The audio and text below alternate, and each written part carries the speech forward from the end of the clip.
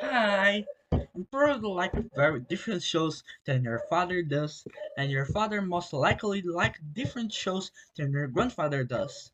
It's a generation difference, but I think that at least in Brazil, apart of soccer of course, there's nothing can express a well across all generations as Woodpecker. I bet my allowance that your grandfather, your father, or you both log and have fun with Woodpecker. Hello everyone, my name is Benjamin Rodden Lawrence, and this is the documentary Woodpecker Generations.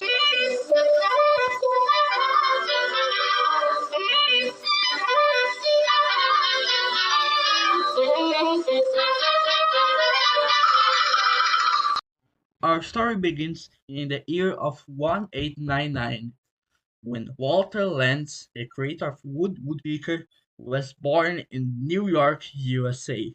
From childhood, he dreamed of creating comic strips, and at 12, he completed the correspondence course of drawing.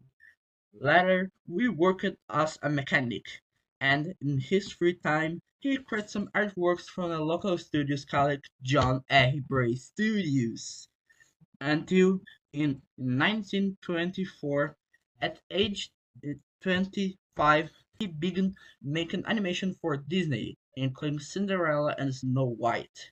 In 1930, Universal Pictures saw the success of these animations and decided to hear some animations from Disney, including Walter. Shortly afterward, he was fired, but managed to leave the studio with copyright of the characters he created.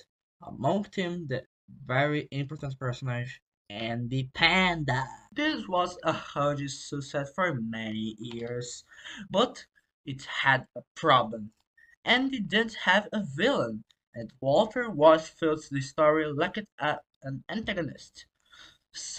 Someone to rival Andy Panda and his father.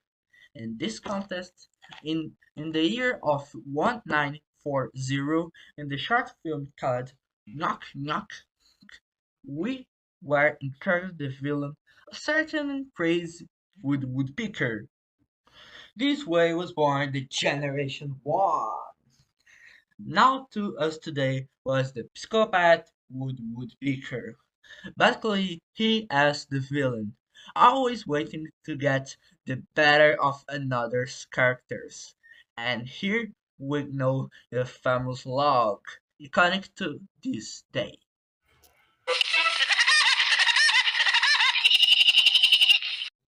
Everyone thought it was funny, but Walter Lantz was away worried about the lack of empathy for his character.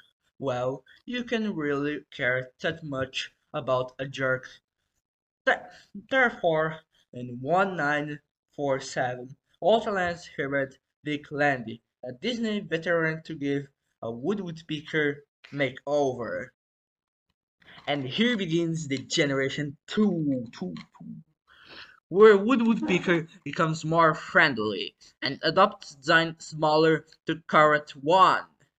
It also dirty the spirit.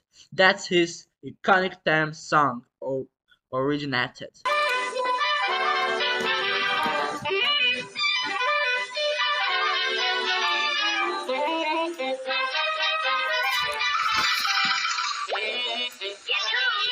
People no longer went to the cinema to see short films. They prefer to do see at home on TV.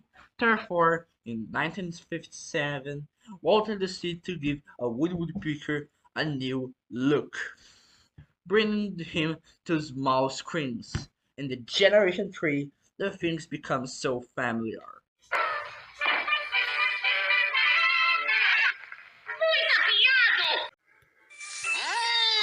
Olho de molhado?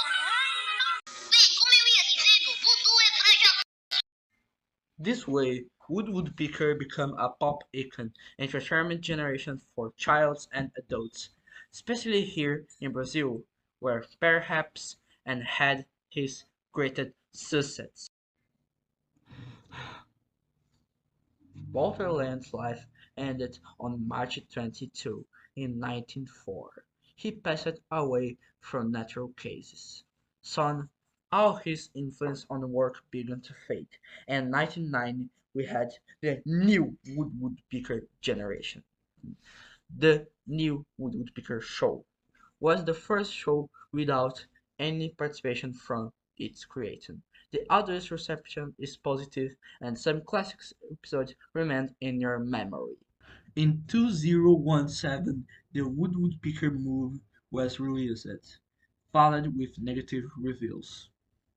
Taking advantage of its success in Brazil, it was on at only places where it was released in theaters and even had a strong box office. However, in the rest of the world, it was only released on streaming service and Blu-ray and had practically no impact. In 2018, Universal released the new Woodpecker cartoon, known as the Generation VE, for YouTube and Netflix. Again, it had a weak reception and very negative reviews from the public and critics.